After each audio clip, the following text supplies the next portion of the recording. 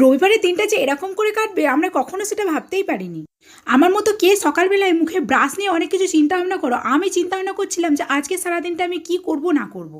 তারপরে আমি চলে গেলাম গরম গরম রুটি করতে।